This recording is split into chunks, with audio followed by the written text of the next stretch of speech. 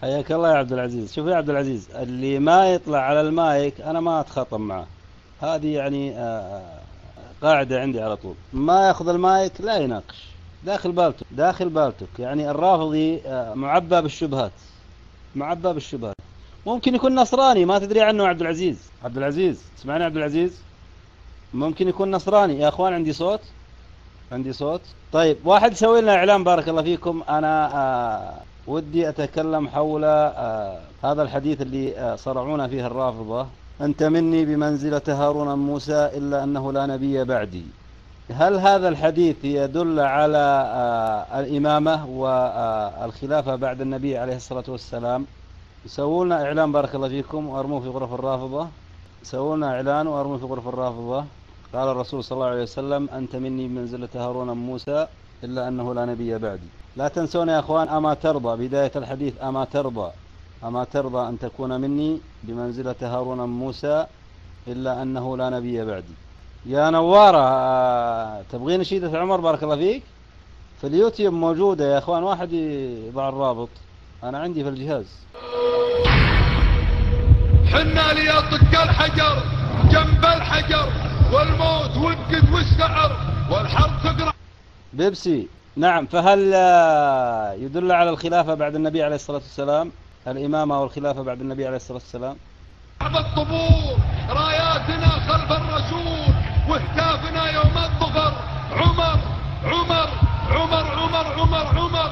يا شام يرضى المكرمات والمعجزات والباقيات الصالحات، الموت ما ينسى حدا والذل مر من يا جي ام، يا الدعوات، يا كثر الوهابية اللي عندي في القائمة. لازم ادمن ينزل الرابط علشان يطلع كامل. اي رابط؟ يلا يا شيعة، معنا امامي 12. واحد ينسخ يا اخوان، واحد ينسخ الرابط. لحظة انسخه انا، ما ادري حينزل ولا لا. هذا هو، هذا هو خلاص. ماذا تريد؟ أنت مني بمنزلة هارون موسى إلا أنه لا نبي بعدي. هل الحديث يدل على إمامة علي رضي الله عنه؟ هل هذا الحديث يدل على إمامة علي؟ يلا يا رافضة، يلا يا شيعة المراجع، ممكن مايك. تفضل يا علي، لك المايك. قدمتك يا علي، يا علي. علي 33، تسمعني يا علي؟ علي 33، علي 33. علي موجود يا أخوان ولا خرج؟ يلا يا شيعة. قال النبي عليه الصلاة والسلام: أما ترضى أن تكون مني منزلة هارون من موسى إلا أنه لا نبي بعدي. هل هذا الحديث يدل على إمامة علي؟ لا لا، علي ما أخذ المايك، ما أخذ المايك. طيب انشروا لنا الإعلان يا أحباب، انشروه، انشروه في غرف الرافضة، انشروه في غرف الرافضة.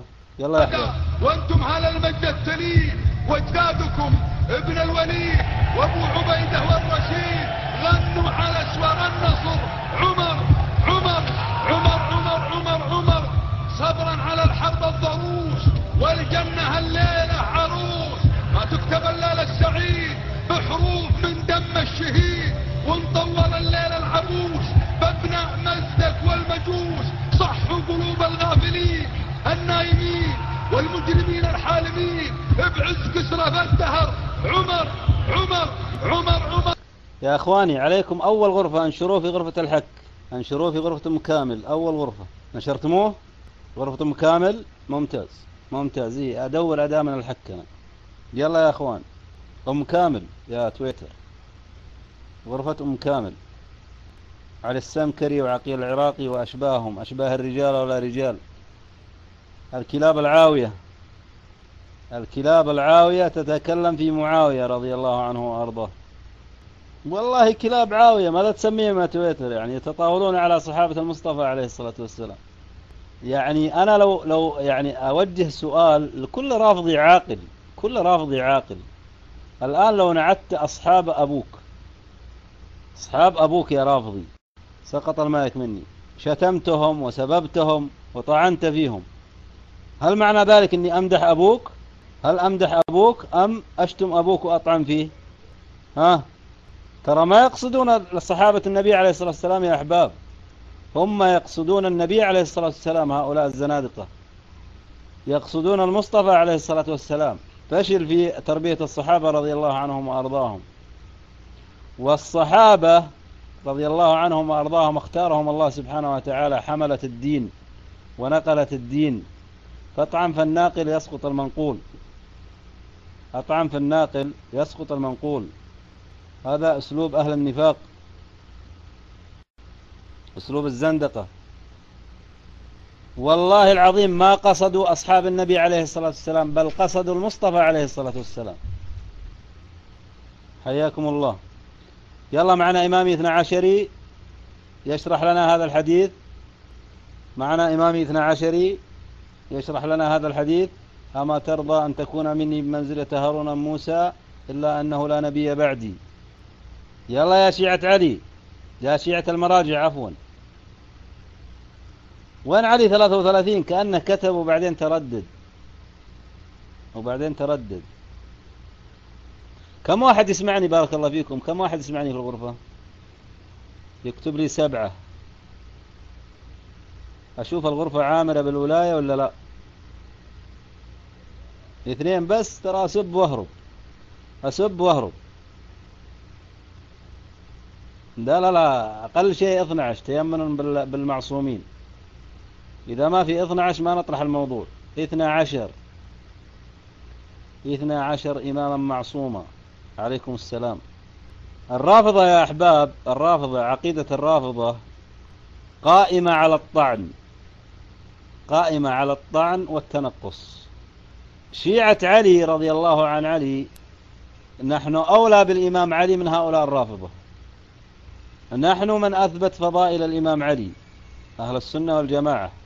نحن من اعتبر أقوال الإمام علي رضي الله عنه وأرضاه نأخذها كعقيدة، نعتقد بها ونعتقد بصحتها. ليس الرافضة طعنوا في الله عز وجل. يعني من لا يعرف عقيدة الرافضة فطعنوا في الله عز وجل. من يعطيني مثال يا أحباب؟ من يعطيني مثال؟ الأمثلة كثيرة بس أبغى مثال واحد لنبين المستمعين. ها يا أخوان، عقيدة إيش؟ ماذا؟ البداء، صح ولا لا؟ أحسنت. فنسبوا الجهل لله سبحانه وتعالى. لماذا؟ حتى ينزه الإمام المعصوم نسبوا البداء لله سبحانه وتعالى. ليس حبا في علي، انتبهوا، ليس حبا في الإمام علي أو الأئمة، وإنما ليهدمون هذا الدين بهذه الطريقة. فالآن أفتروا على الله سبحانه وتعالى بعدما طعنوا في الله سبحانه وتعالى، طعنوا في القرآن الكريم كلام الله سبحانه وتعالى، وقالوا أنه ماذا يا أحباب؟ أنه محرف. هذا طعن آخر. افتروا على الله سبحانه وتعالى وقالوا هناك تنصيب إلهي من الله سبحانه وتعالى ل 12 معصومة، وهذا افتراء على الله سبحانه وتعالى. لكي يقبلون هؤلاء الناس ما يعتقدونه هؤلاء المنافقين والزنادقة نسبوا الروايات إلى الإمام علي وأبناء الإمام علي حتى العوام يصدقون هذه الروايات تحت اسم العاطفة وعاطفة أهل البيت والمظلوميات. فنسبوا هذه الروايات لهم، أن الإمام علي أتى بالقرآن كامل ورفضوه الصحابة، فصوروا العداء بين الإمام علي وبين الصحابة حتى يطعنون في هذا الدين. فالآن قطع الصلة في الله سبحانه وتعالى، قطع الصلة في كتاب الله سبحانه وتعالى لا يفهمه إلا إمام معصوم. قطع الصلة بالنبي عليه الصلاة والسلام، وجعلوا مع النبي يعني ناس مشاركين المصطفى عليه الصلاة والسلام في الوحي وفي الدين، في تبليغ هذا الدين، في التشريع. أنا أقصد التشريع، إلا من ناحية البلاغ فنحن مأمورين بالبلاغ عن المصطفى عليه الصلاة والسلام. فقالوا أن هناك ملك يسدد النبي عليه الصلاة والسلام، وانتقل هذا الملك إلى علي بن أبي طالب والحسن والحسين وغيره إلى 12 معصوم، ولا يخطئون ولا ينسون ولا يسهون. فأخذوا صفات الله سبحانه وتعالى. عليكم السلام. بل دائما في منابر الشيعة وفي منابر الإمامية دائما يصورون أن النبي عليه الصلاة والسلام محتاج إلى الإمام علي، محتاج إلى الإمام علي دائما. ثم أتوا وطعنوا في الأئمة ليثبتوا هذه الإمامة المزعومة. كيف؟ صوروا الإمام علي بأنه جبان، صوروا الإمام علي بأنه أذل من الحذاء والعياذ بالله، صوروا الإمام علي بأنه لا يغار على أهله، صوروا الإمام علي بأنه يوقف موقف المتفرج وزوجته تضرب أمامه. فهذا طعن في الإمام علي، وأهل السنة والجماعة لا يقبلون هذا الكلام على الإمام علي رضي الله عنه وأرضاه. فالآن قطع الصلة بالله سبحانه وتعالى بالخالق، قطع الصلة في كتاب الله سبحانه وتعالى القرآن الكريم، قطع الصلة بالنبي المصطفى عليه الصلاة والسلام، قطع الصلة بالإمام علي رضي الله عنه وأرضاه وأهل البيت، قطع الصلة بالصحابة، صحابة النبي عليه الصلاة والسلام، وأنهم ارتدوا ولم يبقى إلا 3 وفي روايات إلا 4 وفي روايات إلا 7. واضح يا أحباب؟ قطعوا الصلة بالعرب، قطعوا الصلة بالعرب. من يقول لي كيف يا أحباب؟ إخواني عندي صوت ولا لا؟ أبغى مشاركة بارك الله فيكم. قطعوا الصلة حتى في العرب. تدرون لماذا؟ تدرون لماذا؟ ماذا قالوا عن المهدي يا أحباب؟ أحسنت يا حبيبنا، إيش اسمك؟ والله ماني عارف أقرأ نكتك. كليشن أو كليشن، صح؟ كلاشن، ما شاء الله. فقالوا على المهدي أنه يقتل العرب وينتقم من العرب ومن يعرف إيش عجعج. فهم الآن منتمين إلى يعتبرون يعني مطايا المجوس بالنسبة لشيعة العرب، مطايا المجوس ماخذينهم وسيلة، وهذه يعني الواقع يصدق ذلك. عليكم السلام ورحمة الله تعالى وبركاته.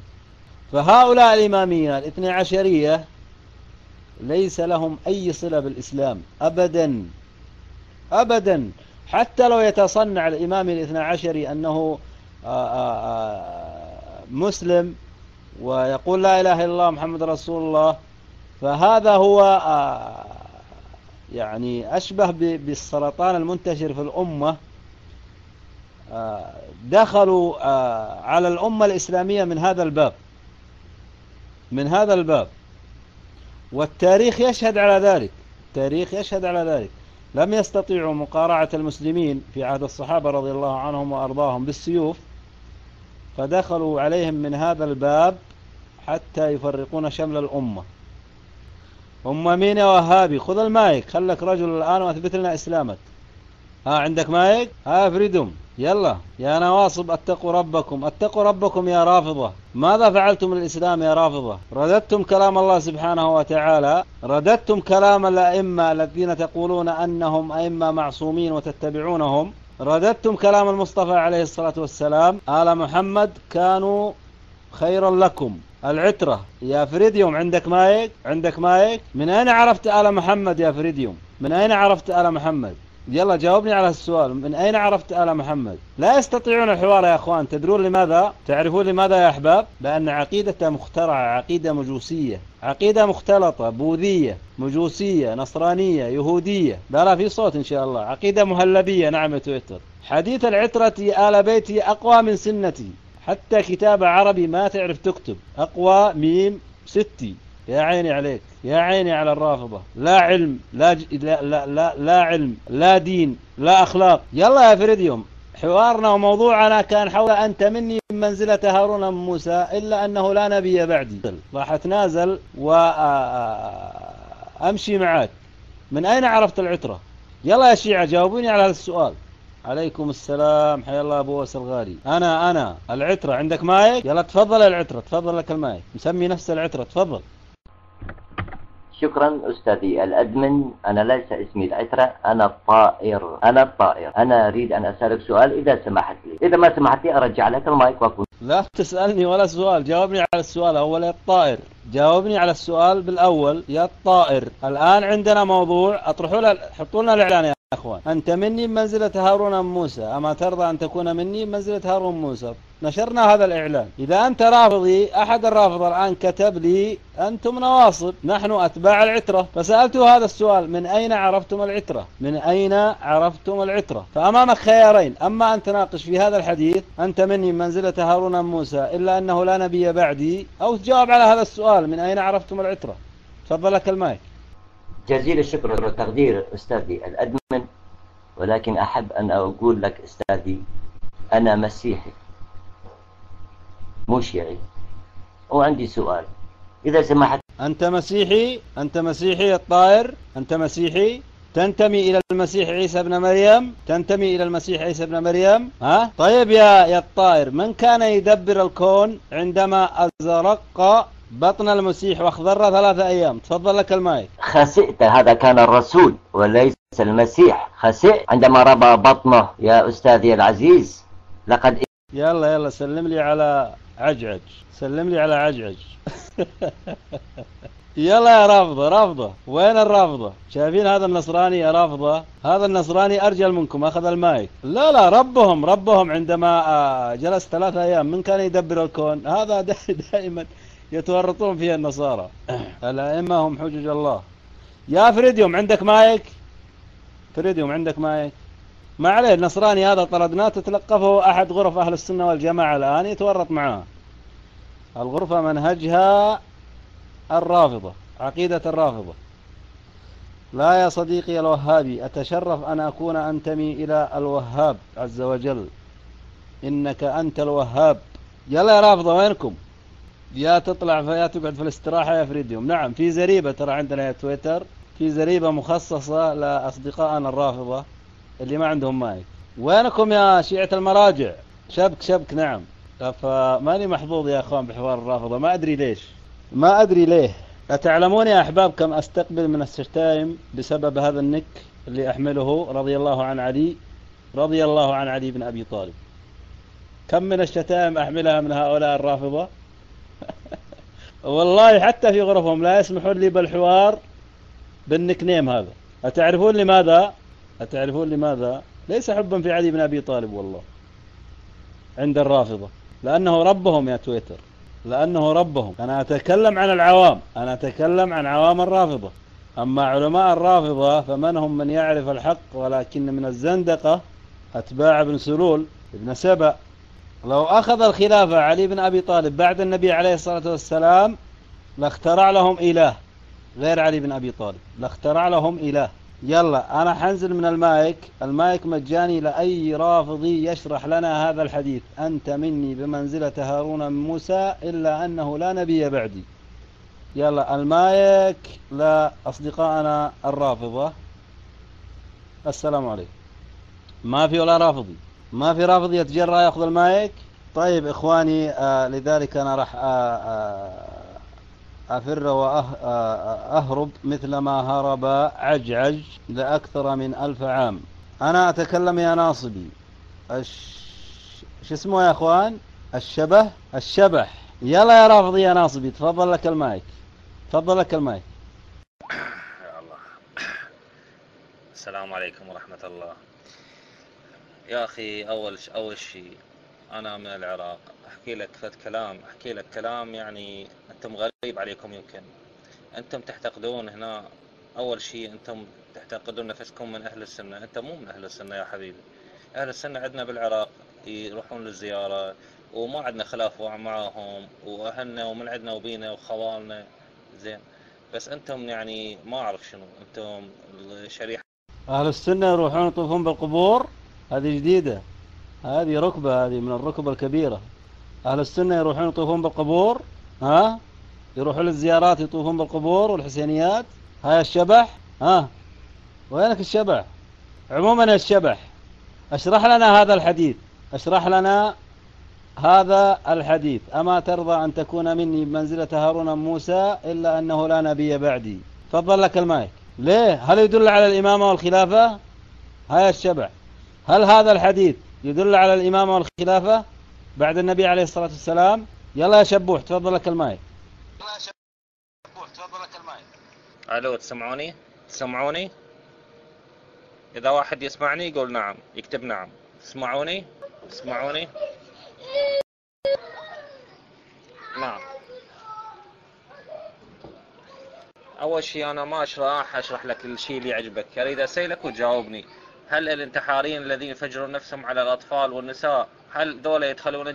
خلك مربوط، شعاراتك كلها يا لثار الحسين وأخواننا أهل السنة والجماعة، والأطفال يذبحون والسكاكين على رقابهم يا لثارات الحسين، فخلك منطم وساكت. أريد أسألك نعم كذاب. وفي رافضي صادق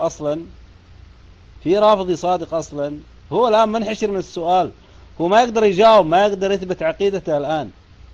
ليش؟ لأنها عقيدة مجوسية مخترعة. هم هؤلاء الشيعة لا الآن يصور نفسه أنه إيش، أنا شيعي عربي، أنت يعني من مطايا المجوس، أنت حمارة المجوس، حمارة إيران. والله إيران ما درت عنك، تستخدمك وسيلة. إيران تستخدمك وسيلة والله يا أهبل. حتى الخمس وأموالك هذه اللي تدفعها تروح إيران، وأعراضك تنتهك من المعممين من إيران، وأنت مسمي نفسك علي بن أبي طالب. هل أنت شجاع مثل علي أم جبان مثل عمر؟ لا، مثل عجعج الفرار، الفرار. ها؟ وعلي الرافضة اللي صورتموه بالجبان، وعلي الرافضة، ألا يعجبك أن يدافع عن علي بن أبي طالب؟ ألا يعجبك هذا يا رافضي؟ هيا سجى خرج جبان، يزعمون ويدعون حب علي بن أبي طالب وهو عندهم أذل من الحذاء، حاشاه. سيدنا علي بن أبي طالب رضي الله عنه وأرضاه: لأعطين الراية غدا رجلا يحبه الله ورسوله ويحب الله ورسوله.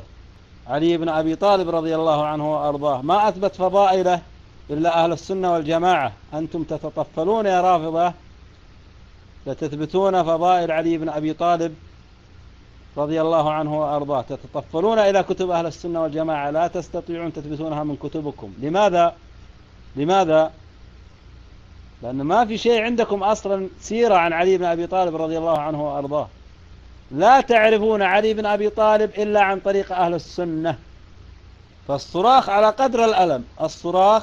قدر الألم. فأهل السنة والجماعة هم من يدافعون عن الصحابة رضي الله عنهم وأرضاهم، ومنهم سيدنا علي بن أبي طالب رضي الله عنه وأرضاه، مليء بالغل والحقد والكراهة على الرافضة. نعم، مليء بالحقد والكراهة على الرافضة. نعم، لأنكم زنادقة. خذ المايك الآن واثبت لنا أنك تحب علي بن أبي طالب يا رافضي. يلا يا محمد، يلا خلك شجاع. أقسم بالله العظيم ما نقطك، لا تخرج عن الموضوع، ما نقطك. يلا أثبت لي فضيلة من فضائل علي من كتبك إن استطعت. أنصفتوا يا أخوان؟ إخواني عندي صوت ولا ما عندي صوت؟ راح أخرج عن موضوعي. يلا يا من تتبعون أهل البيت، يلا أثبت لنا فضيلة من فضائل علي بن أبي طالب من كتبك يا رافضي. إن لم تدخل وتتطفل إلى كتب أهل السنة والجماعة والله لن تستطيع. يلا لك المايك يا محمد. انحاش، هرب، ما يقدرون، ما يستطيعون. لذلك هذا السؤال قاتل لهم يا أحباب: من أين عرفتم آل البيت؟ من أين عرفتم آل البيت يا رافضة؟ يلا تحدي رافض يجاوب. من أين عرفتم آل البيت لولا كتب أهل السنة والجماعة؟ أعوذ بالله منكم، ما شغلتكم إلا النبح مثل الكلاب ليل نهار، تنتقصون من صحابة النبي عليه الصلاة والسلام من جبال. يعني من أنتم يا رافضة؟ جبال قاتلوا وأنفقوا وجاهدوا في سبيل الله مع المصطفى عليه الصلاة والسلام، وأنتم تتكلمون فيهم وتنتقصون منهم يا رافضة. والقصد أجدادكم اللي أعطاكم هذه العقيدة، القصد يا أغبياء الانتقاص من النبي عليه الصلاة والسلام، ليس من الصحابة.